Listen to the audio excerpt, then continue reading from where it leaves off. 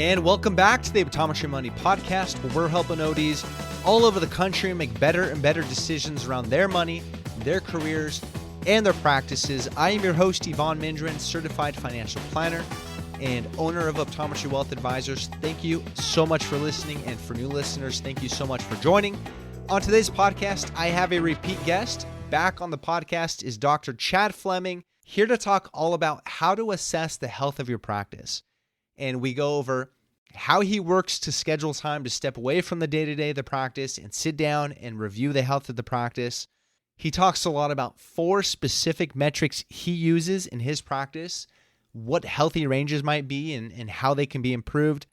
And then he ends with how culture impacts these metrics and the health of your practice overall. So it was a really fun, awesome conversation. Unfortunately, we did have some internet connection issues, so there are some parts that didn't come out clear, but in one of those parts, he did mention that the idea that there are no silver bullet metrics that apply to all practices equally, and that each owner really needs to study the metrics available, look at your own practice, and decide what you want to measure that's meaningful to you. So he did want to make that clear as he talked about those metrics. So if you have any questions about this episode or ideas around future topics, send me an email at Evon, E-V-O-N, at optometrywealth.com.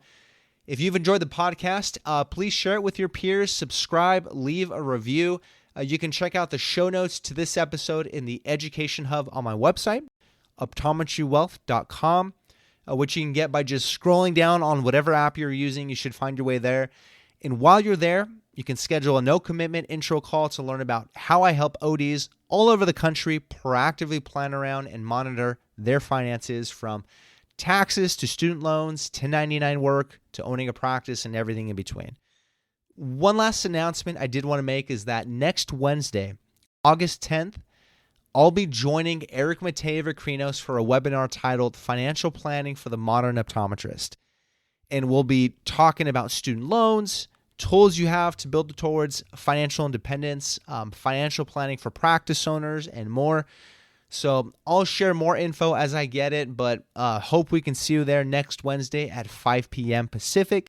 And of course, let me know if you have any specific questions you'd like to get answered on that webinar. So without further ado, here is my conversation with Dr. Chad Fleming.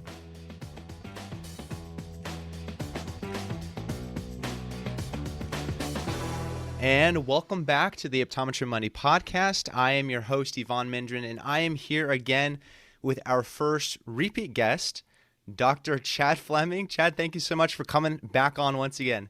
Thanks, Evon. Yeah, I'm happy to see we didn't scare you off the first time. So I appreciate your time here again this morning. And today I want to talk with you all about how to check the health of a practice. And in fact, I recently had a podcast interview with a CPA, and we talked all about, okay, from a purely financial standpoint and a tax planning standpoint, how to do that. But I want to learn from you, and I want the listeners to learn how you as a practice owner take yourself out of the day-to-day of seeing patients, of whatever else is going on in the practice, to just sit down and assess the health of your practice and see what direction is it heading in.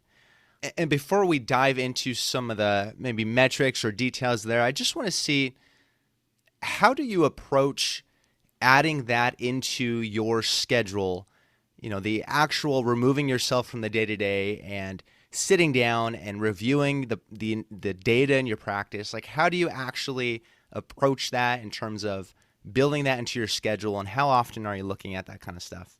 That's a great question, a question I get regularly due to many doctors and practice owners just saying, I don't have the time to do it. Got too much in patient care, too much in staff. And I say that you don't have the time not to do it, because if you're working harder and harder and harder and making the same amount of money, you're just going to end up burning out. So you got to work smarter. And I think your key question is more of a time management issue of, do you have disciplines in place in time management that allows you to maximize the time you're seeing patients and what insurance and those patients are paying you? Are you keeping a good percentage of that? And in doing that, it requires you to work on the business. And, that's an old adage, work on the business, not just in the business. And so I see a lot of that tug pull of like your question is, how do I get out of the clinic? How do I get out of the day-to-day operations so that I can look from the top and see how the company's performing? So I think the first thing is to value that and to see that as an important aspect of managing the practice. You've got to study, just like we did in optometry school. You've got to study how to treat people, how to care for people, medications. You're constantly studying that. You need to study your business. And so I allot time on a weekly basis, not more than that, to just review, and it doesn't take very long at times, just review those key performance indicators. And then if those all green flag, meaning, hey, I like the numbers, I like what's going on here, then I can divert to other areas of the practice I need to be working on, as far as maybe overseeing the HR or, finding the areas that just need that fine tuned. So if you sit down and figure out what you want to manage, what you want to measure, and then you go back and you just check those on I recommend weekly basis. I know that sounds like a lot. If you're really struggling, at a minimum, do a monthly, just kind of overview. You're going to do deeper dives quarterly, yearly, depending on the size of the practice. If you're under 1.5 million, so if you're just a single doctor location or 2 doctor location, you may not need to do it as frequently. If you're a 5 million plus location, 10 million plus location, you're doing it daily and weekly, max amount of time that you're looking at those numbers. Yeah, and I would guess that once you start to get an idea of what numbers you want to look at, and you have built maybe a set report that you're looking at each week, it just becomes habit. And it probably becomes easier and easier to do that on a more frequent basis, like weekly, like you said. Even if you start monthly, maybe getting used to building that habit into your work week, and then increasing that to maybe weekly. Have you seen that to where it just becomes easier and easier once you have a better idea of specifically what you want to look at?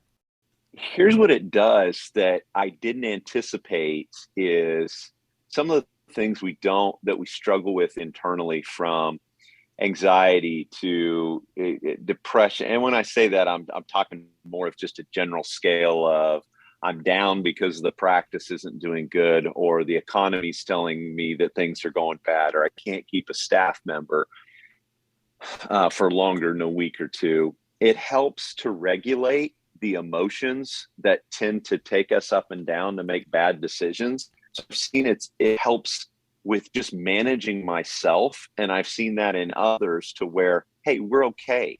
Yeah, things are in flux. And I know that there's not very many practices out there right now that aren't struggling with the influx of staff and the outflux of staff. I mean, it's just been a revolving door.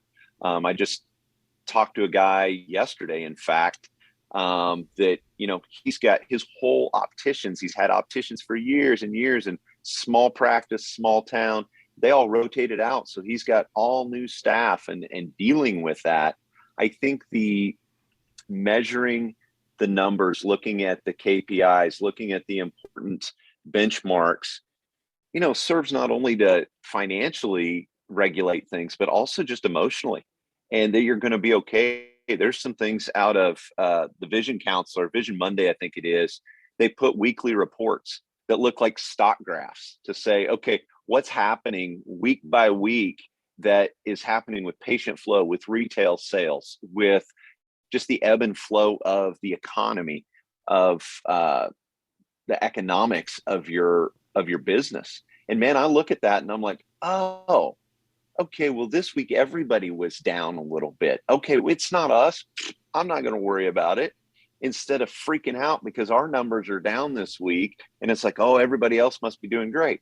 No, there's something economy. There's something in the ebb and flow of a year, of a month, of a week, of a year that is just in the midst of managing life. So I think the big thing is it regulates and stabilizes some of those non-tangibles, the emotional things. Yeah, that's interesting. It sounds like there's something almost therapeutic about looking at real data instead of, just sort of going with the emotions or running on a feeling or a sense. You can actually sit down and see the reality of what's happening, and remind yourself of that instead of just writing that emotion. That's interesting. So I know you have a few specific metrics on your mind, and you and I have talked about, there's some shorter term metrics about the health of a practice and maybe some longer term and how they all really work together. But I'll just open it up to you. How do you sit down and what do you look at when assessing the health of your own practice? What are some of those things you're looking at? So I want to answer the preface that hear this podcast or hear us talk, think there's a KPIs that are KPIs for all of us. And I think there's some key ones that help us compare and contrast with how others in our space are doing. But I really think KPIs, before you sit down and what I am about ready to walk through, these have been tailored for us and tailored as this is what we're dealing with right now. So KPIs, I think, need to be, first of all, studied and looked at which KPIs are approved and which KPIs top ones there. And so I like to follow 4 of them. There's no magic number in how many you follow. I have some people, they'll follow 10. Some of the guys and gals that I run with will follow a lot more of those metrics. I do to a point, but the 4 I'm going to give you are the ones I really key in on to see if there's something that I need to go address. And so there's great analytics software out there that allows me to keep track of a lot of different performance indicators. But I think when you get down to it and drill out the ones that you need to follow, that's unique to practices. Now, with that said, Evon, I believe that, the ones that we keyed in on and the ones that we're walking through, I think if you're just starting out and you're like, hey, I don't even know where to begin, I'd steal what I'm saying. I'd just say, okay, I'm going to do what Fleming's doing, and then I will change that accordingly as I see what I like and what I don't like. So if it's okay, if now's the time, I can walk through, kind of the high level of that list, and then maybe you can point me towards which one do you want to talk about and get into in more detail. Yeah. So the first one is schedule health. Oh, go ahead. No, I was just going to say, go ahead. We'll walk through those and then we'll dive into a little bit more detail on each one. So go ahead. Okay. So the first one is schedule health. This is something that I created on my own. This is something that you won't see a lot publicized, but I needed a tracking. A lot of what's out there in our literature, a lot of what consultants will talk about is they're really focused on the metrics of the optical. That's not helpful in a medical model type of practice, because the old way, your dad's way of doing optometric business is the retail side did do a very large portion of your overall revenues. In today's day and age, when you're moving forward and innovating on the medical model, your medical is going to be a high percentage of that. So I've chosen to dive down into schedule health. I need to know, how full is our schedule? How full is it? So basically what my staff do is every Friday, they give me a key number on percentage of the schedule that was completed. So ahead of time. So if today is Friday, they're going to look to next week. They're going to the number of spots that are potentially available. So that's going to be your denominator. So we've got 9 doctors, and we may have, for easy math, I'm going to say we have 500 appointments next week. That's going to be the denominator.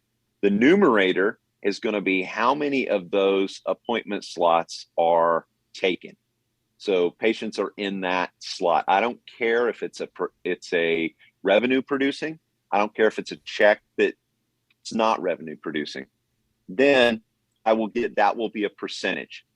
Okay, that'll go in my tracking. I will see how full are we for next week. Then next Friday, they're going to look back, the denominator the same at 500. They're going to give me the number, which will be the numerator of how many of those appointments were completed. Now, that seems very elementary, and I will tell you there's a number of EMR companies that will say, well, we do that. Well, if you dive down, if you take your individual who's OCD, which is not me, I'm not a high detail, I'm a big idea guy.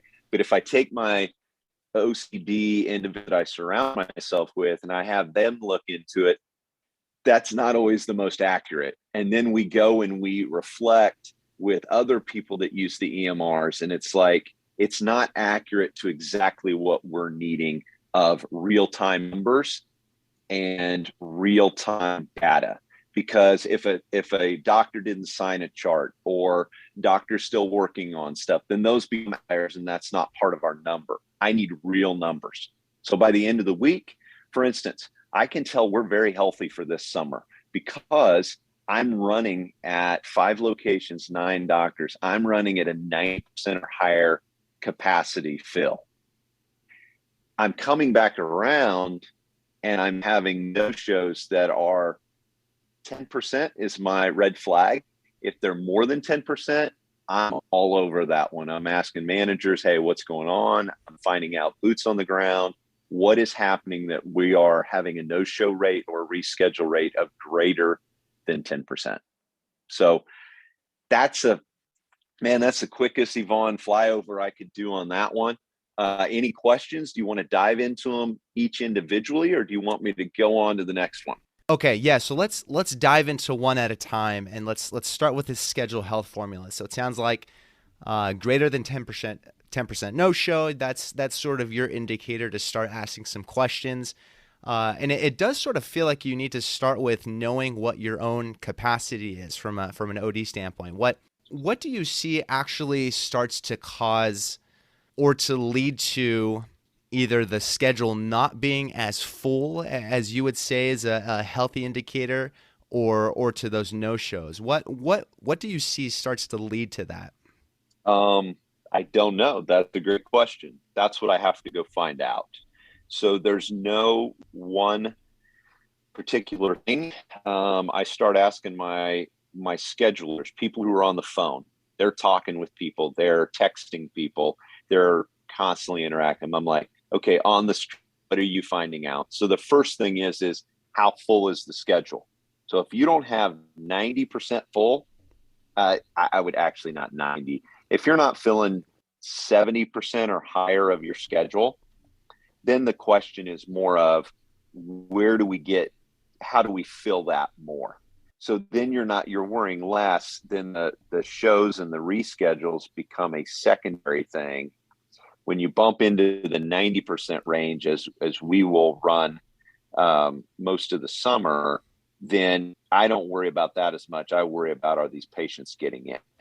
So if they drop and the reschedule rate, the no-show rate is greater than that 10% marker, then I'm asking the schedulers, I'm asking the manager, hey, what are patients saying? Well, they're sick, or they're rescheduling because it's too hot and we have a lot of elderly patients scheduled for the week. So we got a high amount of people who are not getting out. People are sick. Through COVID, we were watching really closely shows and no-shows in 2021. What were they driven by? And that gives also us a real indicator just in the city of, where's the sickness level at when it comes to people engaging in society. We look at our patients leaving.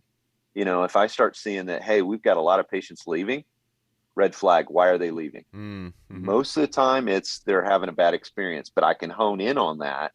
And then I go down that trail to find out, no, they're just They're taking their records and they're going someplace else. Are they moving out of town? If I get a lot of moving out of town, that also gives me a radar of what's happening in our local community. We got a lot of people moving out of town. Do we have a lot of new people or just people leaving our area?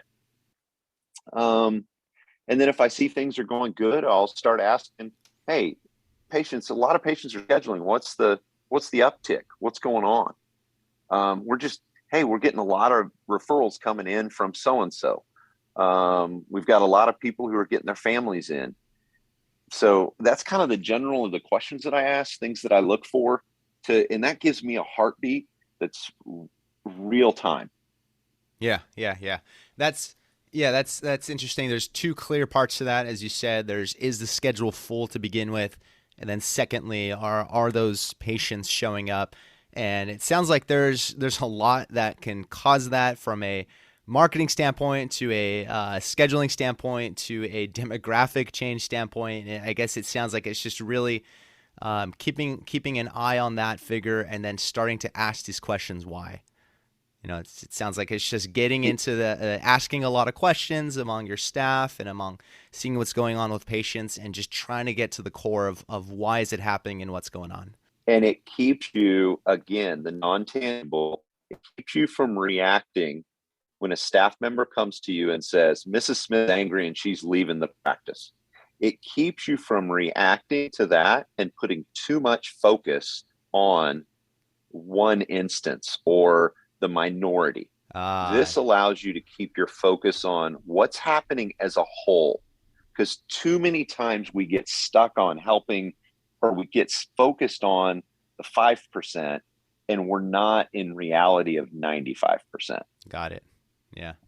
Okay. Anything else to say about schedule health? And I think it's quite obvious to everybody that without patients coming in, it's really hard to get revenue collected. So it is important to keep a schedule as full as it makes sense for your practice. But anything else to say about this schedule health formula before moving on to the next? It also helps you gauge. This could be a whole nother topic that I won't dive into. But for those of you who feel like you're ready to take on an associate, or you're ready to add a doctor, or you're looking at those things, this gives a great history of what's been going on in your practice and the ebb and flow of each of the months. As you do this year over year, you'll realize that, hey, I can take on an associate sooner than I thought I could. And I hear that a lot, Evon, as far as can I take on an associate? Can I not take on an associate? Man, I can tell you almost when I can take them on, when the best time of the year is to bring them on, because of how busy we are. It sets you up for success. So that's a little tidbit that's really not about what I'm looking for on a week-to-week basis, but it's also a big indicator. When I've got years of these graphs and this, I can even get as granular as each week. There's something about the third week of April that it's a great time to take a vacation, because it's always a bad week for some reason. Yeah, and that's an interesting point about this metric, and maybe the other ones too, is that it's not only telling you a measure of health of like the immediate week around you, but it's also giving you a guide for like what decisions to make next in the business. It's giving you a guide for capacity and whether you can or should bring on another OD or another staff member. It's helping you to make decisions, in terms of where to go next in your business. So I think that's a good point to bring up. What's another metric? So we talked about schedule health. What is another metric to keep an eye on in the practice? This is a big one. So I'll give you a little bit of history of where this came about. The big metric that everybody had followed for years and years, and some are continuing to follow this, and I would say that it's the main metric, is revenue per exam. Okay, that's a very popular metric that's been used for many, many years, but I will argue that in thinking innovative, think of where we're at, where we're going needs to be measured. We have to constantly test, are our KPIs the best? And revenue per exam is not a good indicator for how the practice is doing. And I got to define that, Evon, because it's like we're going against the current. The reason revenue per exam, I think, is inferior to the one that I'm going to talk about, and that's revenue per OD hour, is that revenue per exam is you can bring 5 people into the room and they won't all be on the same page of what defines an exam. So one will tell you, old school way of doing it is, well, it's your comprehensive exams. Well, if you're in the medical model, your comprehensive exams are now E&M level 3s and maybe a refraction, maybe not a refraction. So if you looked at my comprehensive exams last week, I maybe did 1 because I'm doing so much medical stuff, medical follow-ups and things like that, that how do you track that? I would have an erroneously high revenue per exam. So if you're going to do revenue per exam, you have to do refractions as your exam. Well, that throws things off too, because how many refractions did I do last week? And they got a lot of me's in practices where guys and gals are doing a lot more medical with follow-ups, glaucoma management. They're not doing refractions like we did 15, 20 years ago, where we did a refraction almost with everybody we saw because they were comprehensive exams. Mm-hmm. So if you use refraction, then my numbers are going to look huge. And I'm going to compare to somebody else who does a lot of just general exams in the practice. So how do you compare somebody who does a lot of medical to somebody who does a lot of just vision wellness? Well, the way you do that is revenue per OD hour. Revenue per OD hour gives you a metric that you can compare 2 doctors, a doctor who is your dad, and he's been doing the old way of, hey, just does a ton of vision wellnesses, and the new grad that's 5 years out, 3 years out, and they're doing a ton of medical.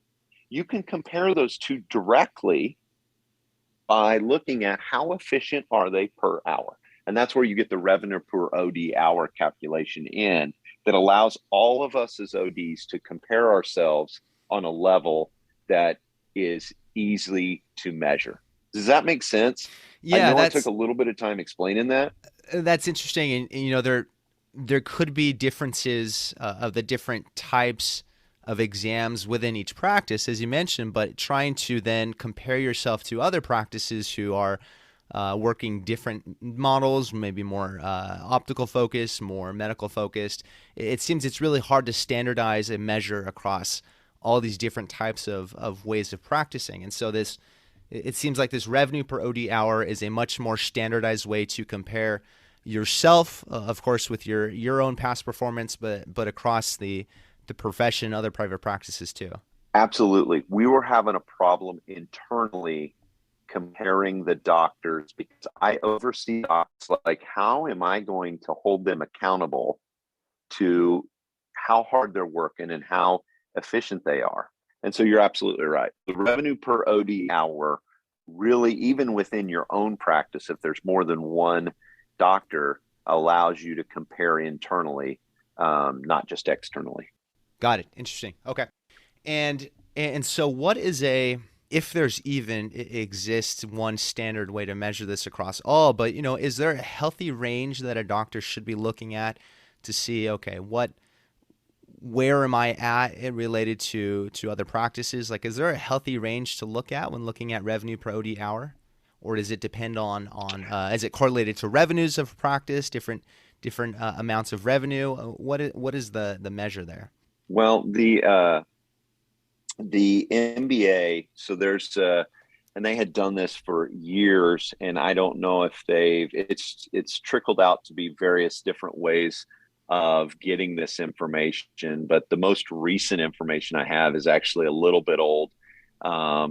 In 2018 is when I had, and you may have something more current with MBA, but and I think it's at Management Business Academy is now what they call it. Yep. So I looked that up and I try and get the most current I can find because this kind of information is hard to find, but you've got the median with that at $402 of revenue per OD hour. We basically, let's see, the 70th percentile is at 530.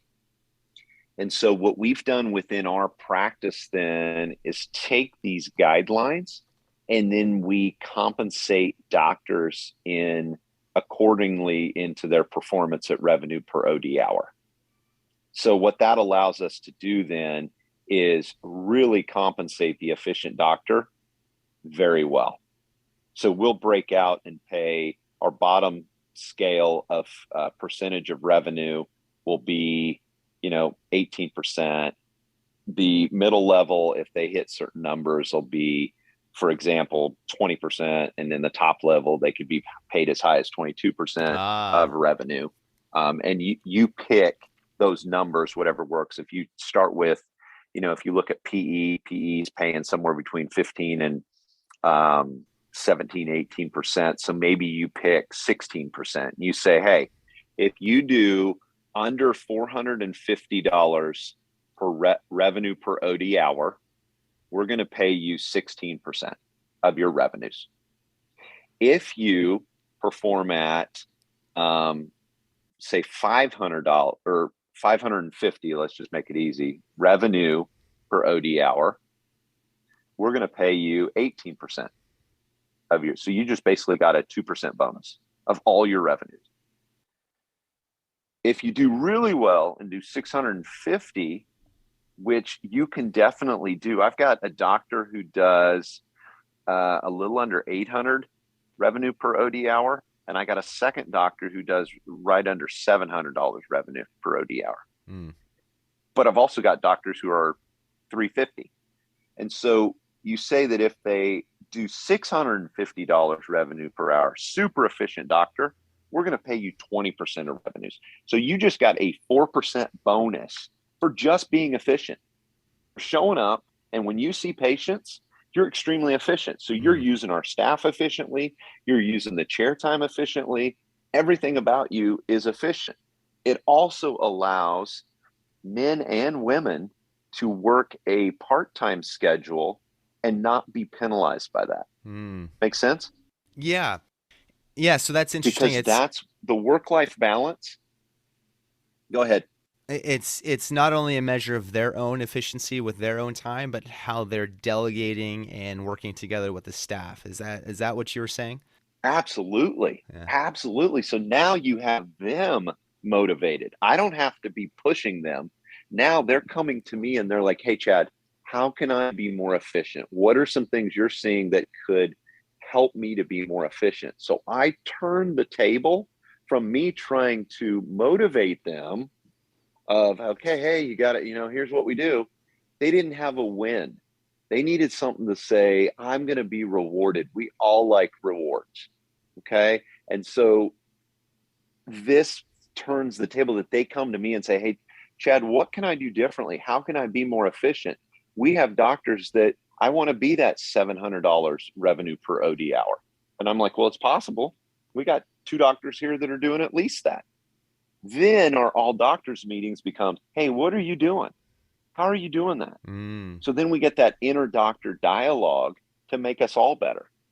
Yeah. And it sounds like the way you improve this in your practice is to use income as an incentive to help optometrists be incentivized to want to be more efficient in the way that they're working.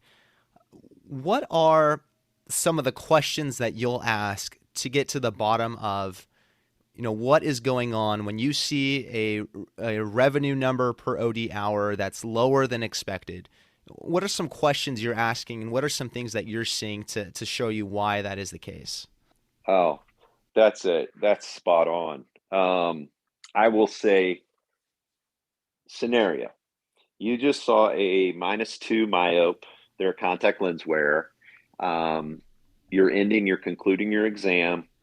They need to get, they're going to keep in contacts. They're going to keep in glasses. What's your conversation with them?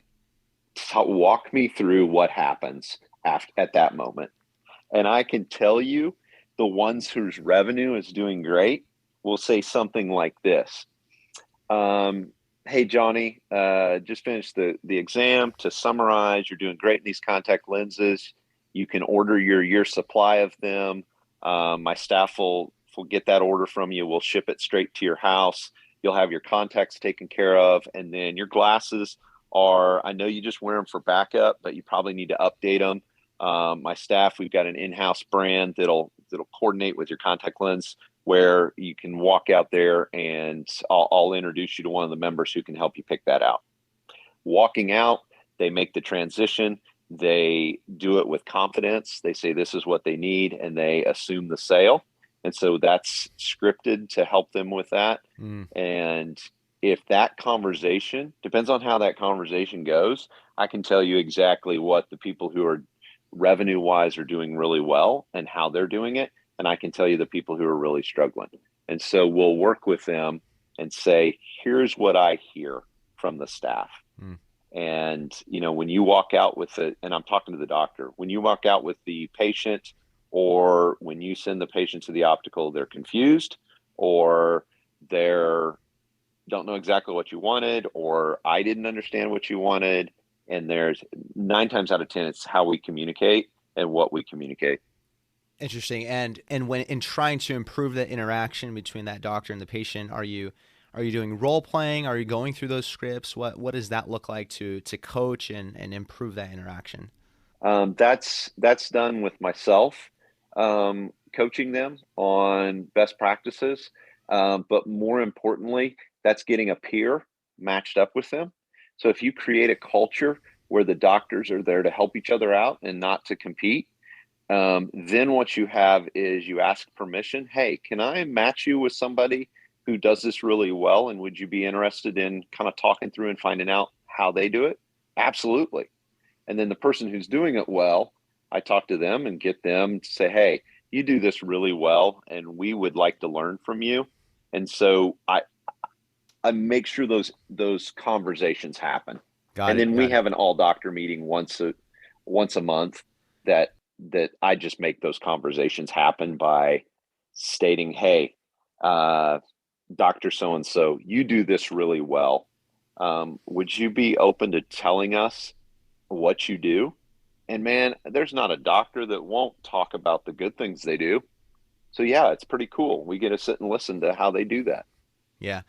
And how does the schedule health formula fit into this? Because it's, you're talking about interactions with patients, but of course you're needing to make sure that patients are coming in order for the optometrists to have interactions with them. So how does that schedule health formula fit in with this revenue per OD hour formula you're talking about? The main tie is if the percentage for the next week is low and you're running low percentages of how full your schedule is, my question then becomes, are we pre-appointing patients? Does every patient walking out of here have their next appointment? Or if they're on the phone and they're canceling, are we telling them, hey, just call us back later when you want an appointment? Or are we saying, we want to keep you in the schedule? The doctors have a schedule that your best time may not be available. So what if I go ahead and put you in here, and that'll also serve as a reminder for you, in 2 months, to make sure you get to your appointment. So you never let that person get off the phone, get away from the office without getting that next appointment down in your schedule. They can always reschedule, things like that. But that's what I would go to, is if the schedule health is, how full are we? Okay. Yeah. And that just sort of highlights to me how important it is. There's no silver bullet, one single silver bullet metric that's going to solve all your problems. You really need to look at this more holistically in a bigger picture and see how these all interact together. Speaking of the MBA, I wanted to ask you about something. The report I'm looking at is actually a little bit more dated. It's from 2015, but they had an observation that I wanted to see what your thoughts on, is that there's a correlation between this revenue per OD hour, and there appears to be a practice size threshold at about $650,000 annual revenue. So when a practice gets to about roughly 650, gross revenue per OD hour sort of plateaus until they get to about 2 million. So until the practice grows to a point where that revenue is about 2 million. Have you seen where there's a sort of, I don't want to say gravity because that's a little too strong, but this sort of trend where there's a middle ground between 650 and maybe 1 to 2 million where that gross revenue per OD hour sort of plateaus a little bit? I mean, have you seen anything like that in your work? I think it'll plateau. I would agree with that if you're doing the same thing over and over and over again. If you're not innovating and you're not thinking and improving and pursuing excellence, then absolutely you're going to plateau. And I see that. I see that in what we do, because if you take what we do, you're really breaking down 9 different doctors into their own lanes. And you're saying in your lane of producing 400,000, in your lane of producing 850, in your lane, you've got all these, and I see some plateau, and I see other doctors that when they plateau, they respond and they say, okay, how do I need to think different? How do I need to run my schedule different? So I would agree with the MBA in their comment when you just assume everything's going to run the same. But that's, I think, so that plateau is sort of the indicator to tell you, okay, I need to start thinking a little differently. I need to switch some things up in the practice to improve that metric. That makes sense. Yeah. And anything else to talk about revenue per OD hour before moving on to the next one? No, I think what would be left on that is just getting more into the details that would potentially require more than what we can offer right now. So I think we've covered that really well. Let's go on to the next. So the next one is collections or receipts by staff hours. And this is a constant one to determine, do you have the right number of staff? Because that's always, especially now in the last couple of years, staffing, I've been in practice for 20 years and managing a practice and being a part of that. And I've never seen staffing like it is now, not only within optometry, but also outside of optometry, just in the business world. And measuring, do we have the right number of staff? For instance, when you're innovative and you're moving forward, you don't have historical data like your MBA data, like some of the data that gets put out on what's going on. That becomes, for some things, that becomes extinct, and irrelevant very quickly, because times are changing so quickly that if it's not a real-time number, it's hard to say, okay, I'm going to gauge off of that. And I know in revenue per hour, I think that's more of a standard, but you do got to keep asking that question. In collections by staff hour, the reason we follow that one, and again, it's a metric that was pulled that the best I could find was in that, the MBA. I'd love if they'd keep doing that on a yearly basis. And you can get into smaller groups of individuals, and there's alliances, and there's groups you can get out there where you put in your numbers and then you can compare internally. So I've got a group of practices similar to mine that we can compare these numbers, but I don't think that's a fair comparison from a national standpoint. So what I look at is about $87. It's acceptable, middle of the bell-shaped curve for collections per staff hour for the month. And so we can look at that and we can say, is our staff working effectively? Do we have the right number of staff? And if we're overstaffed, but yet we're needing positions, do we need to repurpose staff, or do we need to manage staff differently? So this is really helpful for being able to give feedback to the managers who are responsible for their staff and who oversee how efficient their staff are. So $87 per staff hour. And in terms of staff working effectively and efficiently, what are some things that you've seen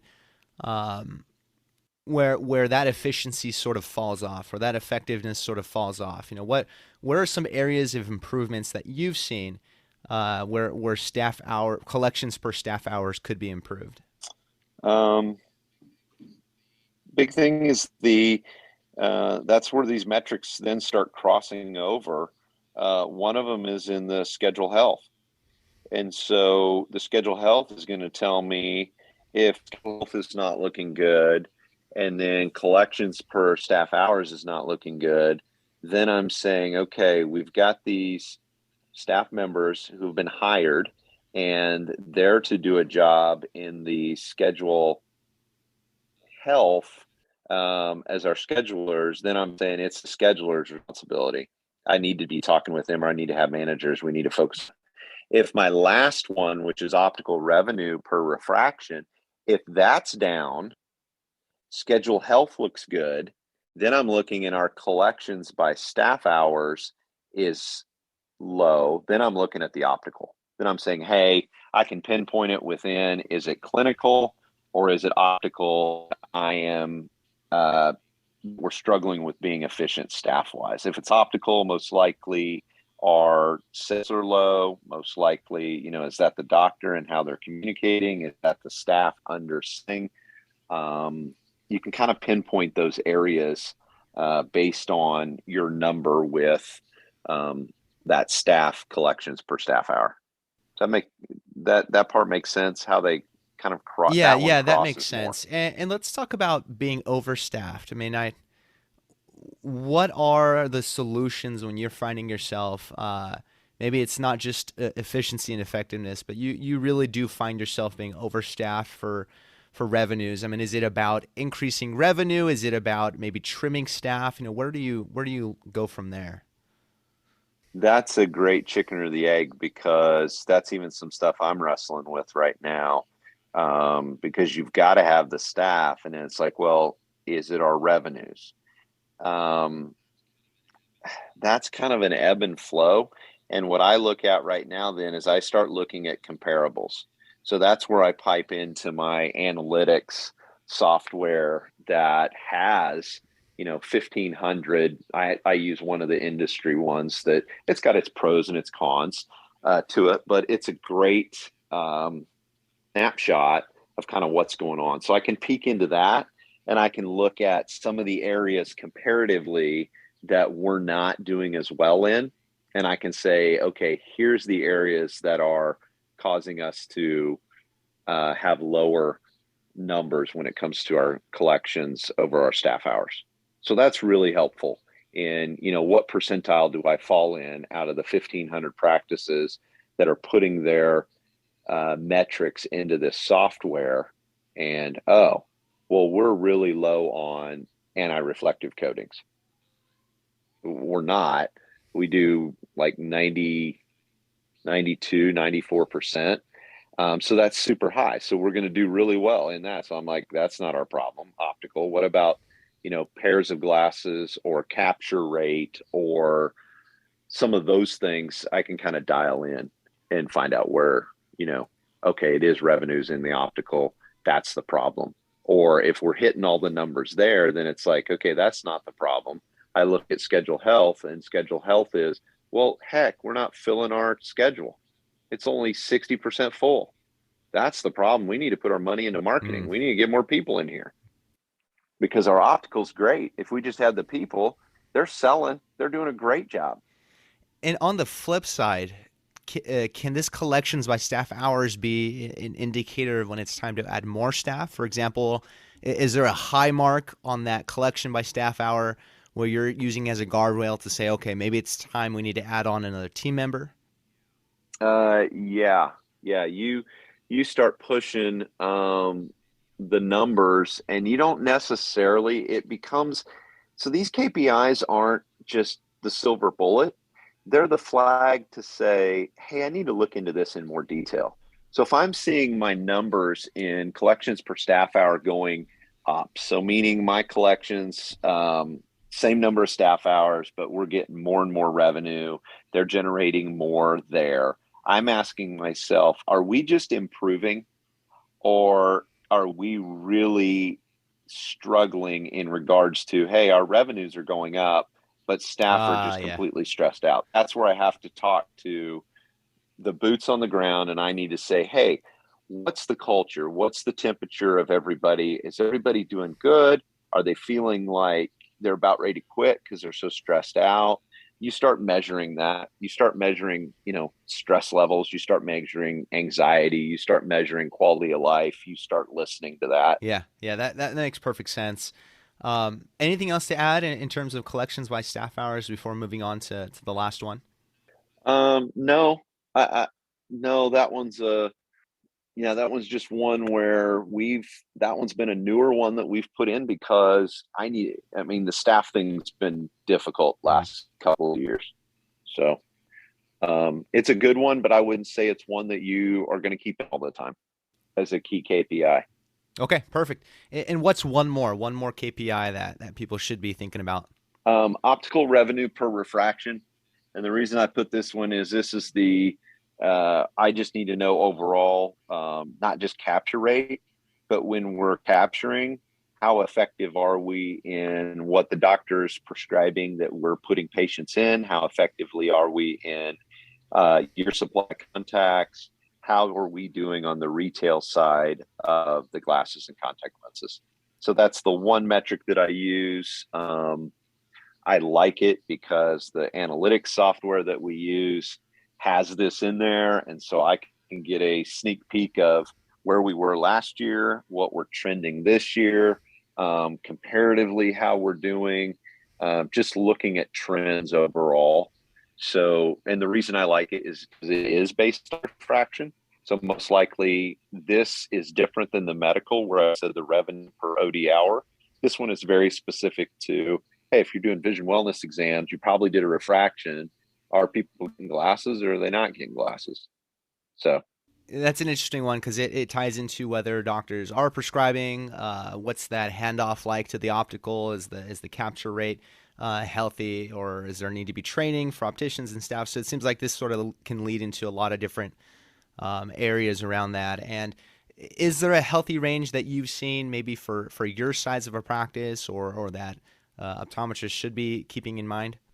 That is a good question. I'm as we're talking here, I'm actually just going to pull up real data, and this will be fun because I'll be able to say if we're just really how we're doing with that. A live case study. Let's do it. Yeah, a live case study. So, all right. So this is year to date. We're not doing as hot. We're down year to date, but this month we're trending up. We're up 56% last year.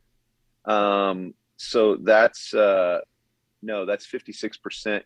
Wait a second. No, that's compared to last year. Okay.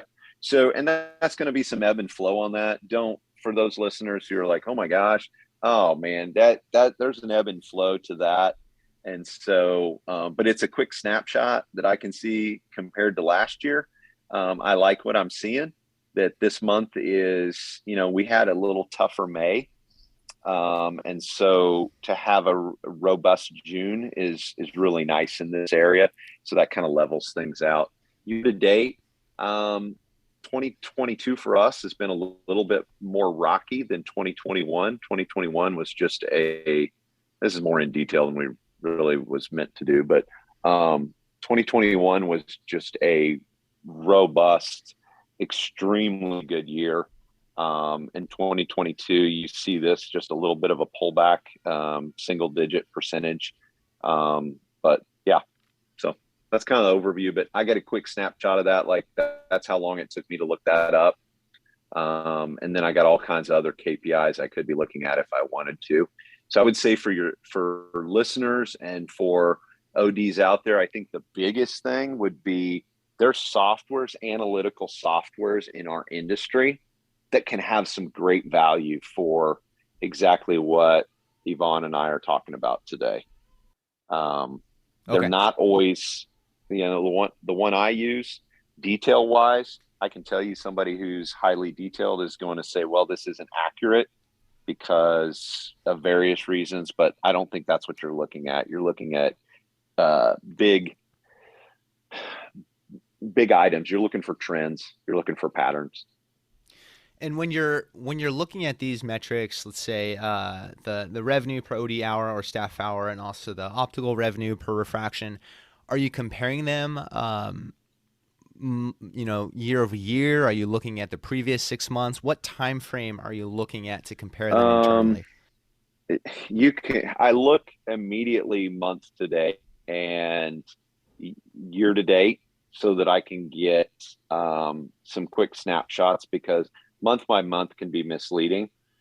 Year to date trends are helpful, but month compared to previous, what you'll find out over years and years of running a practice is you have an ebb and flow, and there's each month of the year kind of has its own identity to what it does, how it performs.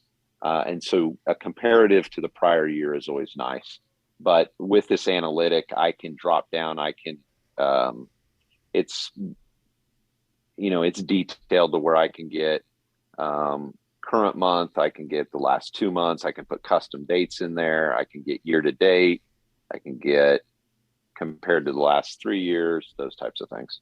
Okay. Is that kind of what you were looking at? Yeah, that's helpful. And then in terms of just this optical revenue per refraction, what are some things that you'd look at to try to improve it when you see that it's a little bit lower than expected? What are some questions you'd ask? Where are some areas for training? What are some things you've seen for improvement? Improvement is training. You nailed that. Training and communication. So do we understand the product? Do we understand what people are wanting and where they're at right now in the current economy? Are we communicating in ways that the average person's going to spend $300 a year on eye care and eyewear? And so are they doing that with us? Is our capture rate 30% or is it 60%? So some of those is finding out those things and then dialing in. So I'll give a little tidbit on what we did to help things out with just a simple thing with anti-reflective coating. We used to offer that to patients, and I was at a lecture one time and I was just half listening, and the individual lecturing just said, "Hey, what happens if all lenses come with AR?" And for some reason that just struck me, and I'm like, we're changing that. All lenses come with AR. They do it in Japan. Japan's been at 99% anti-reflective coating. And for us, that increased our anti-reflective sales by 20% more lenses now have AR on them just for that one thing. And patients aren't pushing back. Wow. And patients aren't leaving. And right there, that was from, hey, our optical revenue per exam, how can we get that higher? How can that be better? Simple change. Yeah. So it's being open. It's listening to podcasts like this. I think you put out a lot of great resources with different people that interview, and those resources, you just, keep an ear to the ground. What's changing? What's innovative? What's different? What could we do better? How could we, polish things up a little bit? And sometimes you may fail at 5 of them, but on that 6th one, it might be like, oh, crud, why didn't we do this a long time ago? Yeah. Well, I appreciate that. And it all also comes down to being able to measure these things and making sure that you've got good data coming in to keep an eye on them. You mentioned culture earlier, and what's interesting about these is that, you're looking at metrics and numbers, but behind each of these metrics, as you've been talking about the whole time, are people, right? It's either staff or it's the optometrists, it's you as the owner. Behind all these metrics are people. And, one of your examples were the optometrists, whether there's a culture of competition or whether there's a team culture where everyone's willing to help each other, build each other up. How important is culture, to the success of a practice, and how have you been able to build and to reinforce your own culture and your own practice? So I think, I know you asked that question. The first question is, how is important is culture?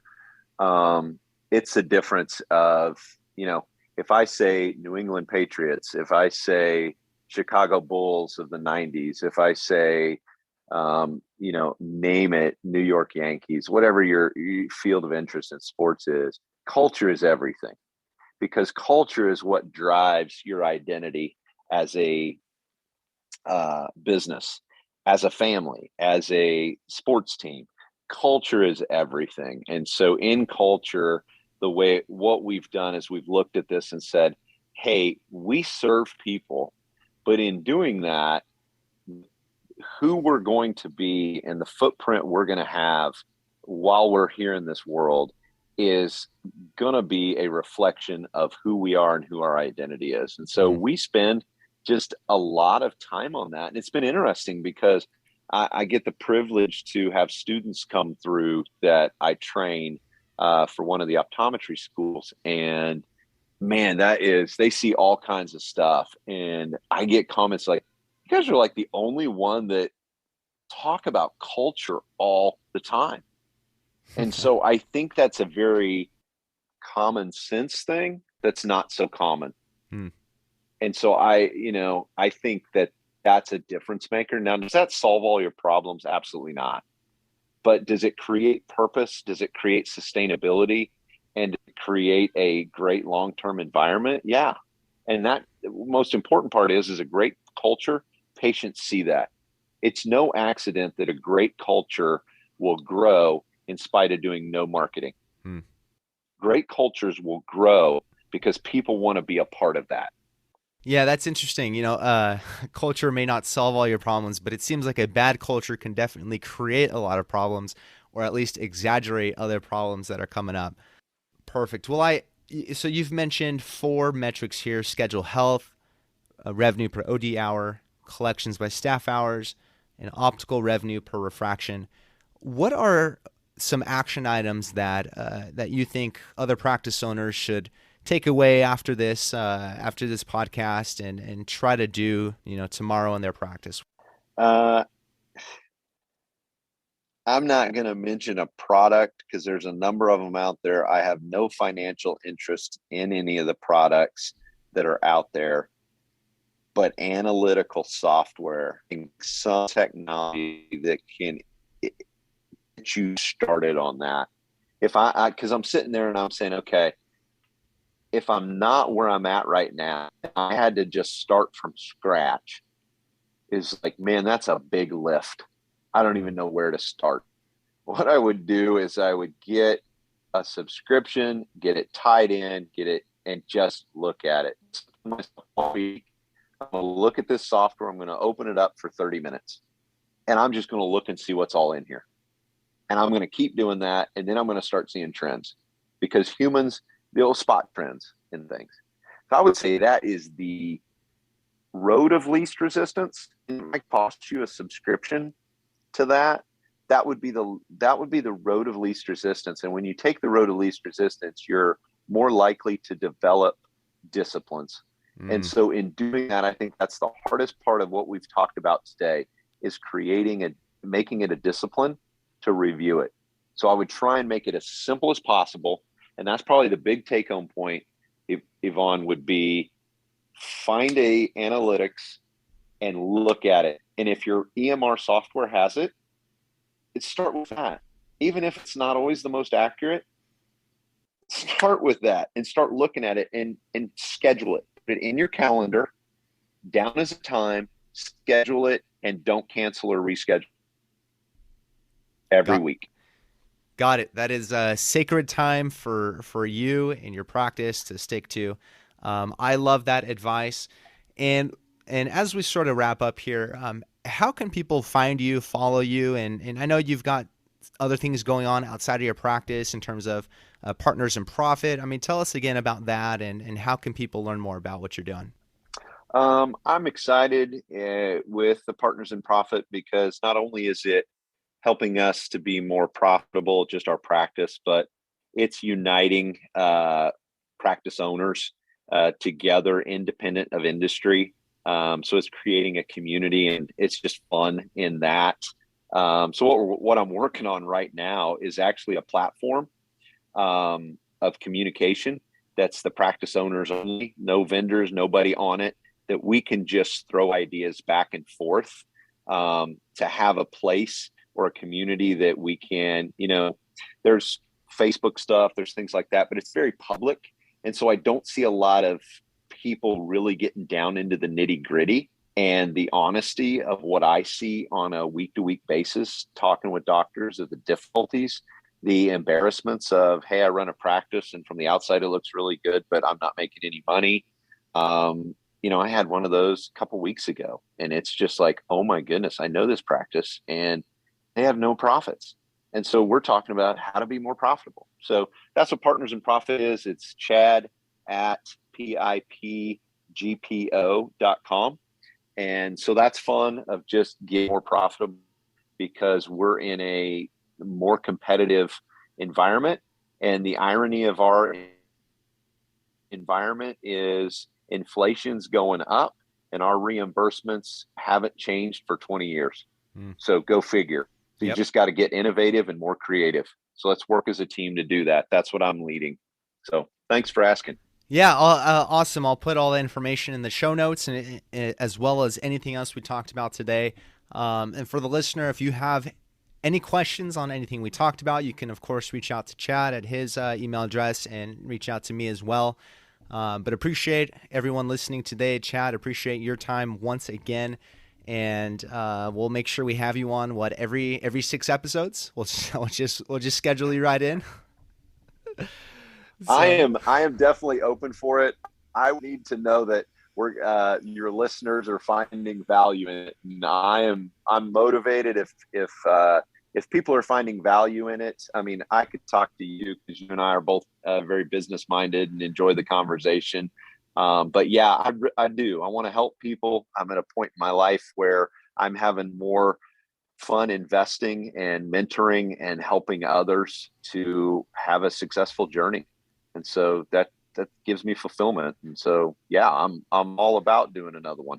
Well, there you go. There's a call to action for the listener. If you want Chad to keep coming on all the time, leave a review. Let us know what your thoughts are on this. So again, appreciate your time today. Appreciate the listeners' time for sticking with us. And we will see you all on the next episode. In the meantime, take care. Want more resources to help master your money? Check out the Education Hub on Evon's website at optometrywealth.com. Evon Mendrin is a certified financial planner and owner of Optometry Wealth Advisors, a California registered investment advisor. All opinions of Evon and his guests are their own. This show is for informational purposes only and should not be relied on for specific investment, legal, tax, or other decisions.